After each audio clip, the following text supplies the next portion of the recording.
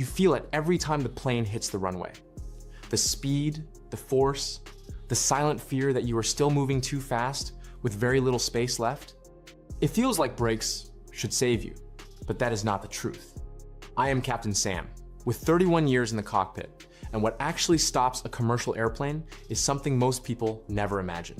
A hidden chain of systems working in perfect timing. Miss one step, and everything changes faster than you expect. Starting with point 1, the wheel brakes are actually the last resort. Let me start by dismantling the assumption most people carry onto the airplane with them. The mental picture goes something like this. The plane touches down, the pilot pushes on the brake pedals, friction does the work, and the aircraft slows down. The same basic idea as stopping a car. And it sounds reasonable until you think about the actual scale of what we're dealing with. A fully loaded commercial airliner can weigh over 700,000 pounds. It touches down somewhere between 150 and 180 miles per hour. If you attempted to stop that mass at that speed, using wheel brakes alone, and only wheel brakes the heat generated, would be catastrophic.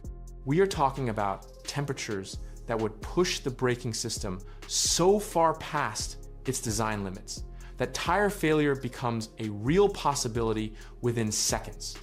The brakes would be overwhelmed before the aircraft had meaningfully slowed. So wheel brakes are not the hero of this story. They are the final step, the cleanup crew. By the time the brakes are doing their heaviest work, 3 other systems have already taken the majority of the energy out of that aircraft. And the sequence begins before the wheels even make contact with the runway. Now moving towards point 2, the first job after touchdown is to stop flying. This is the piece that most people never consider, and it is the foundation of understanding everything else. When an aircraft is on final approach, it is still flying. The wings are still generating lift.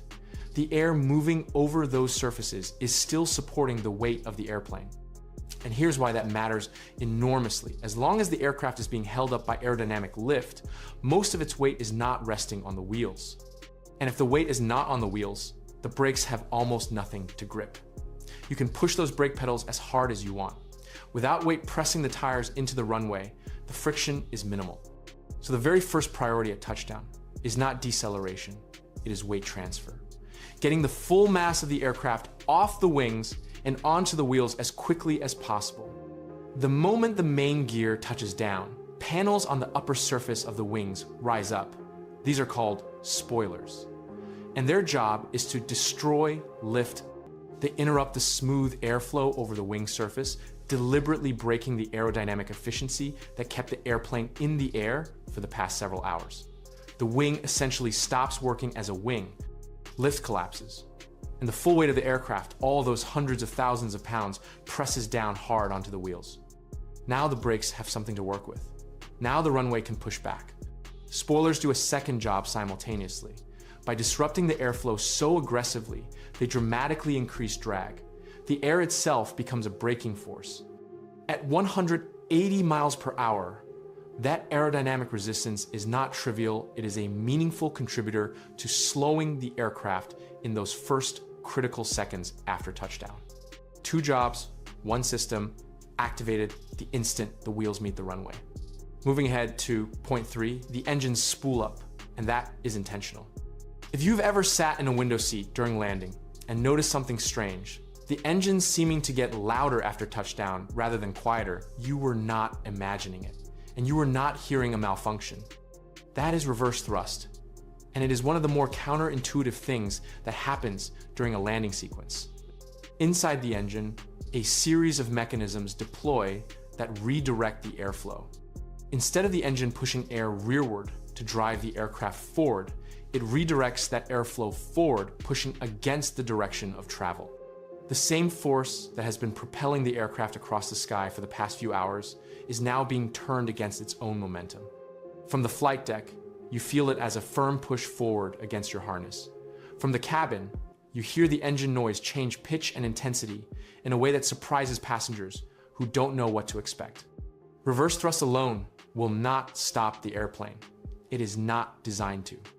But in combination with the spoilers, killing the lift, and adding drag, It makes a significant difference in the early phase of the rollout, exactly when the aircraft is moving fastest and the energy is highest. Now, stepping into point 4, now the brakes take over.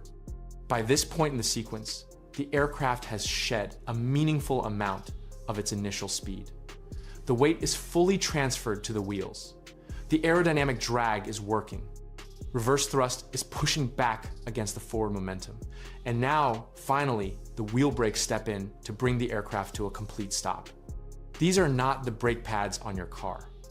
Modern commercial aircraft use multi-disc carbon braking systems, operating under enormous pressure and temperature. The materials involved are engineered specifically to handle the heat loads that come with stopping this much mass from this much speed. Some systems monitor the grip between tire and runway surface many times per second, automatically adjusting braking pressure to prevent skidding, the same fundamental idea as the anti-lock braking system in your car, but built to an entirely different scale and standard.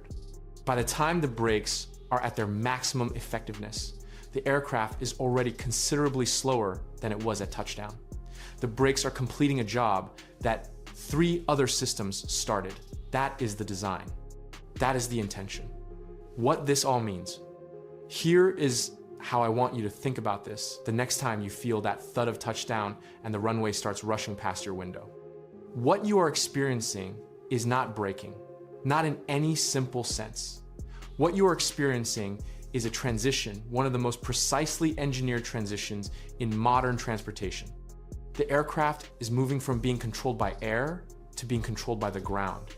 And every system on board is designed to manage that transition in a specific sequence, with each phase handing off cleanly to the next.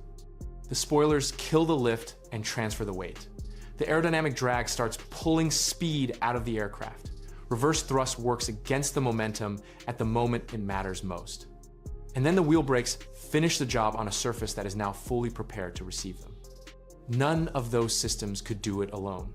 Together, they bring 700,000 pounds from 180 miles per hour to a complete stop in a few thousand feet of runway, every single day, hundreds of thousands of times around the world, so smoothly and reliably that most passengers never give it a second thought. Now you will. I'm Captain Sam. I'll see you on the next one.